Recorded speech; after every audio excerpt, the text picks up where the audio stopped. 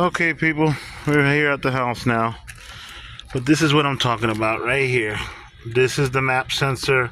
You can see it says there Hondata 4-bar.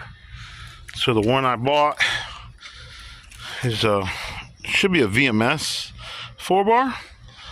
I'm gonna put it on real quick. Hopefully the calibration's the same. If not, I'm gonna have to get the computer and hook up to it and change the value.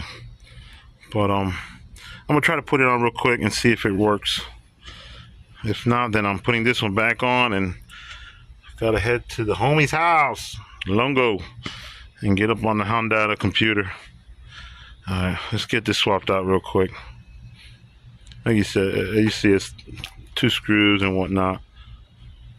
But in the pictures I put in there, you see the values it was at.